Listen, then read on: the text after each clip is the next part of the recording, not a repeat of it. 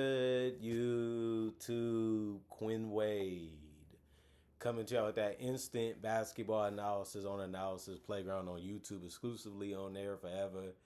And we're going to talk about how those Detroit Pistons got beat this time by the Cavaliers, 113 and 109. The interesting thing about this is the series is tied in the season 2-2. And obviously, people thought the Pistons would be better, but the Cavaliers been a good matchup against them, and they really played well against them. And they obviously won this one. They even have Donovan Mitchell, and that's a tough thing to do against a team like the Pistons, but they got it done. The Cavaliers go to 39 and 24, 21 and 11 at home.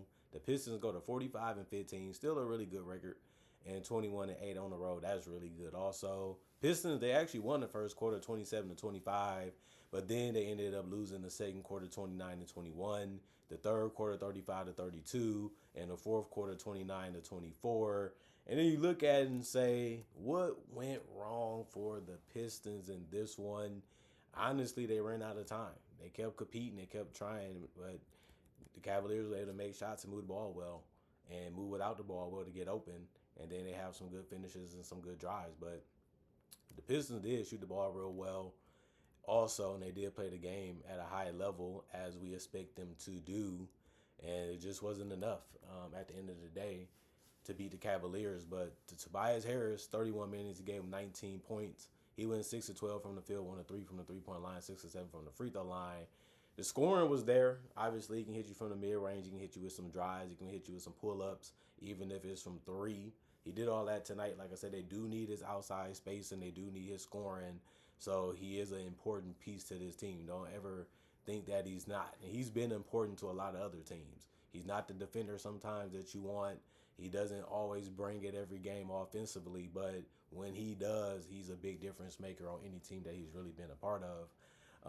And on other teams in general, not just the Pistons. So no turnovers for him, no personal fouls, and he was a +9 and plus minus. Duncan Robinson, he played 34 minutes, but he only had 8 points. He was the only starter for the Pistons not to score in double figures in points, mainly because he went 2 of 6 from the field and 2 of 5 from three, but he also went 2 of 2 from the free throw line.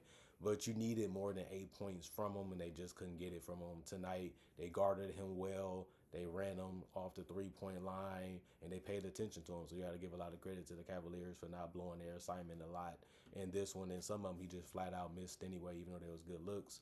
2 rebounds, 3 assists, 2 turnovers, 2 steals, and 2 blocks. 4 personal fouls and a +4 and plus minus. You have to like the fact that he ended up giving you some two-way play too. And this one, Jalen Duren, I love what he did in this game.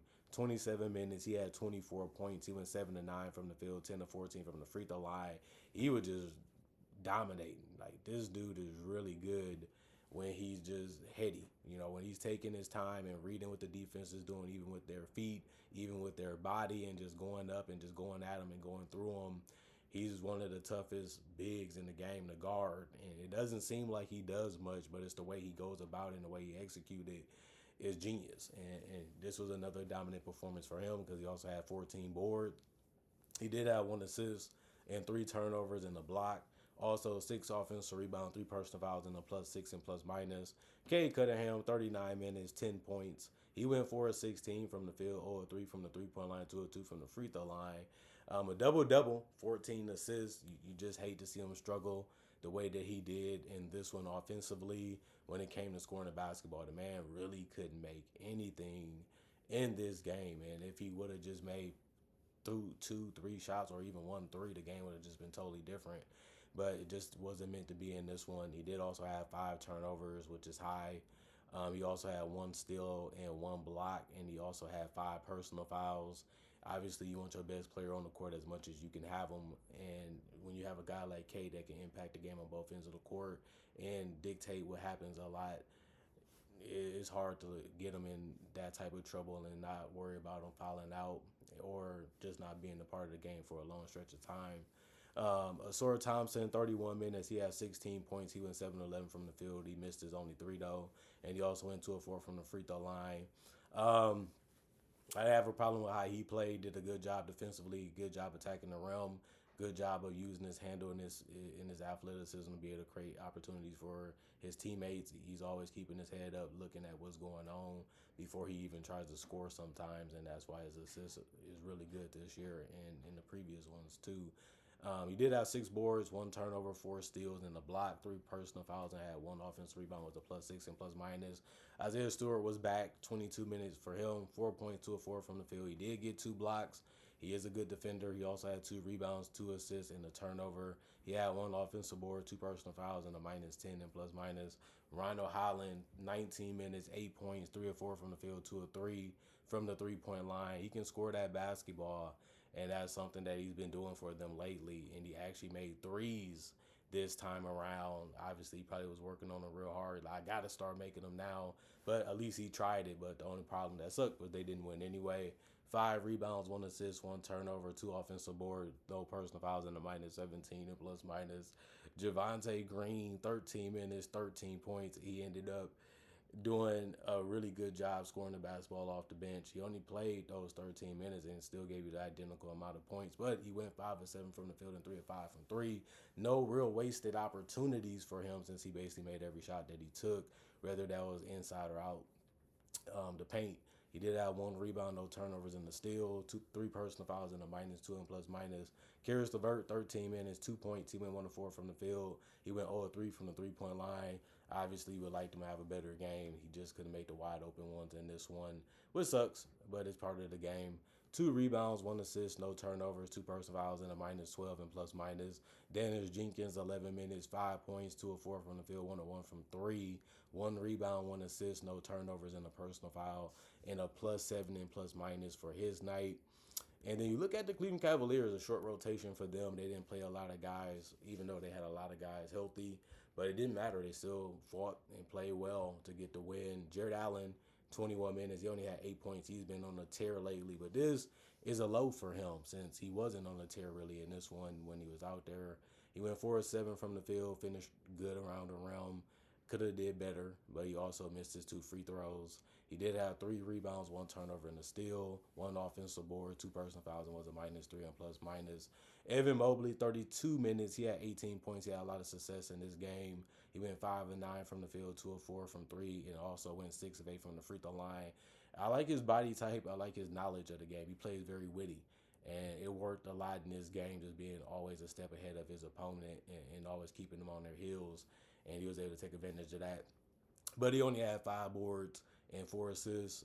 That's still decent. He also had 2 steals and 3 personal fouls and was a -2 and plus minus. And then James Aim Harden, he got blocked nasty by Cade Cunningham. He drove. He thought it was easy, and then Cade came out of nowhere and said, "Get that out of here."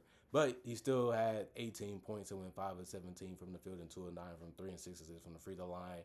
He really couldn't make anything either. They played real good defense on him and made him take some tougher shots and made him really settle for the shots that he did. He ended up taking anyway. But he's a tough player to guard, and he going to make a couple of them anyway, and he was able to do that. But 5 rebounds, 7 assists. He did have 5 turnovers. That's a lot. He also had 2 offensive board, no personal fouls, and was a -6 and plus minus. And then Sam Merrill, 27 minutes. It ended up being the most. He ended up scoring the least amount of points in the starting lineup for the Cavaliers. Ended up being the only guy to not scoring double figures for them. But he did go 3 of 10 from the field and 3 of 7 from three, and made a big shot in the fourth quarter when they needed it. He did have 2 assists, no turnovers in the steal, 1 personal foul, and was a -6 and plus minus. And then Jalen Tyson, 32 minutes, 22 points. That was game high on the team. He's been real good for them all season, and he's really just been picking it up even more lately. He went 8 of 15 from the field, 5 of 12 from three, 1 of 3 from the free throw line. He had 3 rebounds, 4 assists, 1 turnover, 2 blocks, 1 offensive rebound, 5 personal fouls, and was a +8 and plus minus. I mean, when guys are missing, somebody's going to have to play better, and Jalen Tyson has been that guy for them when they have needed it on a perimeter defensively and offensively. Thomas Bryant, 16 minutes, 9 points, 2 of 5 from the field, 2 of 4 from three. Ended up being an okay game for him offensively because he also went 3 of 3 from the free throw line. He did have 5 boards, 1 steal, and 1 block, so he gave you a little bit of two-way playing and ended up doing a good job closing out possessions with the rebound. He had a plus 12 and plus minus. Dennis Schroeder, 28 minutes. He had 15 points. He went 6 of 10 from the field, 2 of 3 from the three-point line, 1 of 1 from the free throw line. He had 5 rebounds, 5 assists, 2 turnovers. You know he's in there for his scoring and his passing. He was able to provide both of those at a high level tonight. He did have 2 personal fouls and was a plus 16 and plus minus. Craig Porter Jr., 22 minutes for him. He had 7 points. He went 3 of 8 from the field, 1 of 4 from 3. Not the most efficient night for him, but the best thing he ended up doing anyway was getting 8 boards. And he had 3 assists. He had 1 turnover, 5 offensive boards, no personal fouls, and was a plus 6. And plus minus, Keon Ellis, 27 minutes, 7 points. 2 of 5 from the field, 0 of 3 from the three-point line. Those was his only misses was the threes, but he also went 3 of 3 from the free throw line. And he's still showing you that he can make things happen defensively. 2 steals, 1 block. He even helped on the rebounding end. 3 defensive boards, 4 total. And then he also had 2 assists and was a minus 5 and plus minus. And then the Cleveland Cavaliers ended up shooting 44% from the field. The Detroit Pistons shot 51%. That kept them in the game throughout the entirety of it. 37% for the Cleveland Cavaliers for threes, and then 38% for the Pistons. But Cavaliers did shoot 46 total, while the Pistons only took 24, so they didn't take too many threes. They really don't. But they didn't do that either tonight. 26 free throws taken by the Cavaliers, 77% for them, 76 for the Pistons.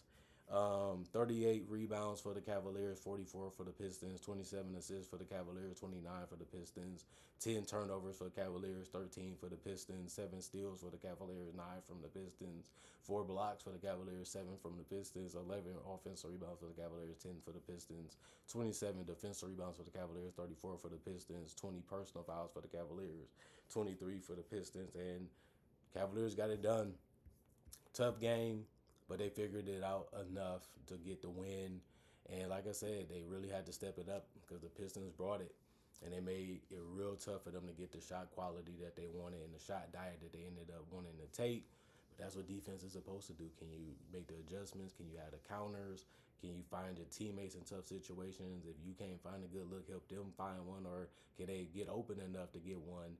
And they was able to do it better than the Pistons tonight. And that's why they ended up getting the win. Comment, like, subscribe, share. Hit that notification bell to get the analysis when they first come out.